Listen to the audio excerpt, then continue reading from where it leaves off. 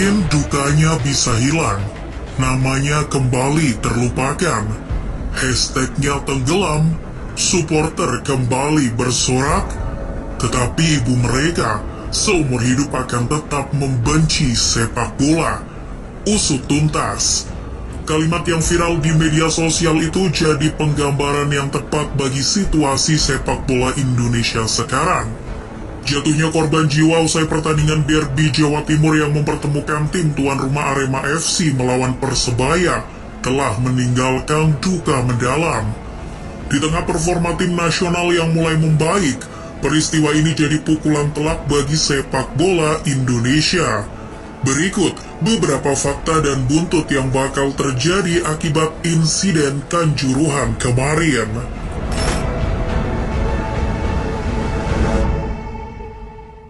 Ada fakta yang membuat para penikmat sepak bola Indonesia bertanya-tanya.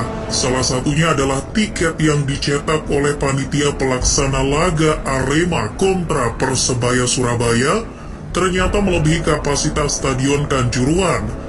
Menko Politik, Hukum dan Keamanan Mahfud MD angkat bicara soal peristiwa tersebut. Ia sudah mendapat informasi dari Kapolri Jenderal Listio Sigit Prabowo dan berkoordinasi langsung dengan Kapolda Jatim, Irjen Niko Afinta. Mahfud menyoroti soal dugaan membludaknya jumlah penonton di Kanjuruhan. Mahfud juga mengungkap kapasitas stadion yang telah disesuaikan untuk pertandingan tersebut, yakni 38.000 penonton. Namun panitia pelaksana justru mencetak tiket lebih dari kapasitas stadion. Kabarnya, tiket yang dicetak sekitar 42.000 tiket. Ini adalah pelanggaran prosedural yang sangat fatal.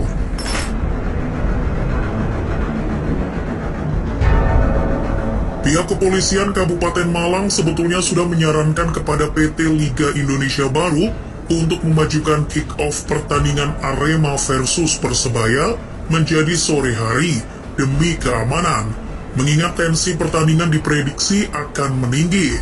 Sayangnya hal tersebut tidak diindahkan oleh operator Liga, PT Lib. Mereka justru menolak rekomendasi dari pihak kepolisian dan tetap melaksanakan kick-off sesuai jadwal, yaitu 20.00 waktu Indonesia Barat. Federasi Sepak Bola Indonesia pun memberikan penjelasan terkait hal tersebut. Dilansir Detik News, Sekjen PSSI, Yunus Nusi, membenarkan adanya surat rekomendasi dari pihak kepolisian. Namun, ia menyatakan bahwa keputusan yang diambil telah melewati diskusi antara PT Lib, Panpel, dan pihak broadcaster. Padahal memajukan jam kick-off menjadi sore hari adalah salah satu upaya mitigasi, karena makin malam kick-off-nya, maka tingkat kesulitan untuk mengamankan suatu pertandingan sepak bola akan meningkat.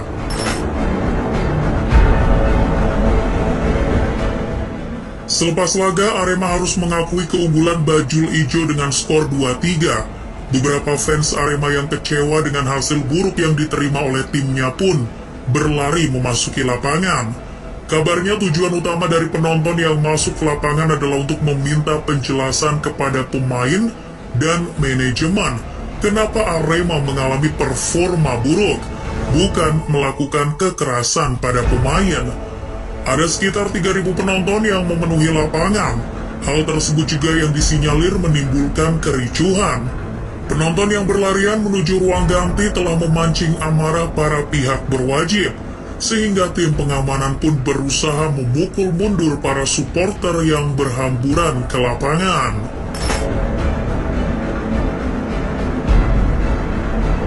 Ribuan penonton yang menginvasi lapangan pun membuat pihak polisi dan TNI kewalahan. Namun, bagaimana cara mereka mengamankan para supporter itulah yang dirasa tak manusiawi. Karena aparat keamanan justru menggunakan kekerasan dan gas air mata, yang mana sebetulnya tak diperbolehkan. Dalam Stadium Safety and Security Regulation, pasal 19, FIFA menetapkan petugas keamanan atau polisi tidak boleh membawa senjata api atau gas pengendali massa dalam pertandingan sepak bola. Membawa saja tidak boleh, apalagi ditembakkan ke arah tribun. Lucunya, pihak keamanan justru menganggap menembakkan gas air mata ke tribun adalah langkah yang sesuai dengan prosedur. Padahal tindakan itu justru memicu kepanikan di dalam tribun. Kepanikan inilah yang membuat penonton berlarian dan berdesakan mencari pintu keluar stadion. Ironisnya, ketika ditembakkan gas air mata, pintu keluar Kanjuruhan tidak terbuka dengan sempurna. Penonton yang hendak keluar pun terjebak dan berhimpitan di ruang sempit.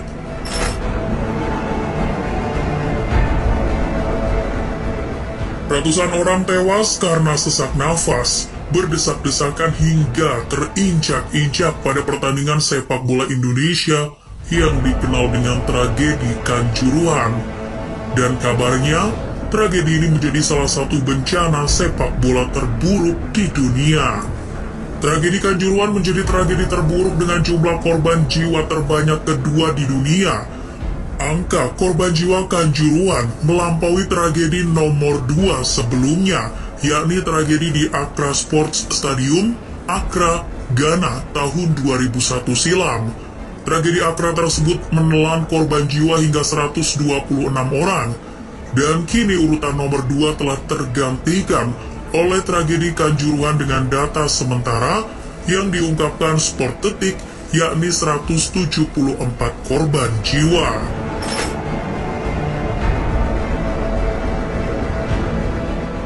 Dilansir dari Pandit Football dalam salah satu wawancaranya, Gilang Widya Pramana atau yang sering kita kenal dengan Juragan 99 selaku Presiden Arema FC dimintai tanggapan mengenai sanksi untuk Arema terkait larangan bermain di Malang hingga akhir musim, yang dirasa lebih ringan daripada harus menjalani sanksi degradasi. Namun anggapan Gilang tidak memiliki sense of crisis. Terlepas dari permintaan maaf dan bela sungkawa yang telah disampaikan, Gilang justru menyinggung soal pendapatan klub. Gilang merasa jika Arema tak bermain di kandang, mereka tak akan mendapatkan pemasukan dari penjualan tiket.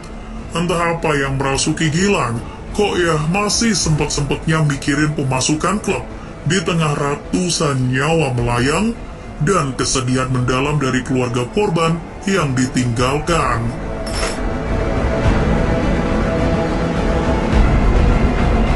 Tragedi Kanjuruhan tidak hanya menjadi duka bagi publik sepak bola nasional, tapi juga internasional. Dukungan dan solidaritas diberikan untuk para korban tewas dan keluarga yang ditinggalkan.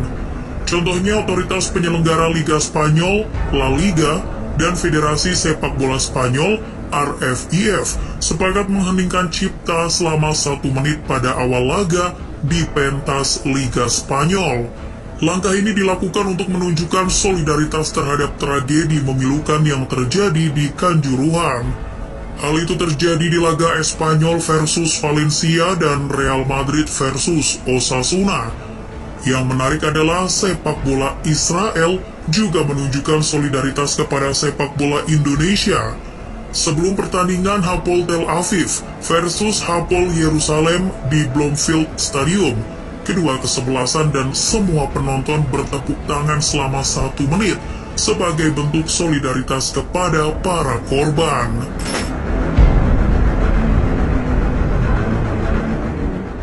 Pasca tragedi Kanjuruhan, Presiden Joko Widodo memerintahkan PSSI untuk menghentikan sementara pertandingan di Liga 1.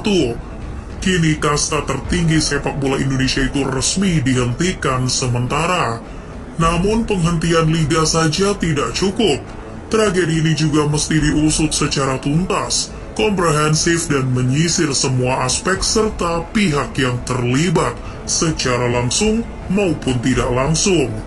Karena tragedi Kanjuruhan bukanlah tragedi sepak bola atau olahraga saja, melainkan tragedi Indonesia. Investigasi atas peristiwa ini harus dipimpin oleh otoritas tertinggi negeri ini, bukan malah dipimpin oleh orang yang seharusnya lebih layak dimintai pertanggungjawaban.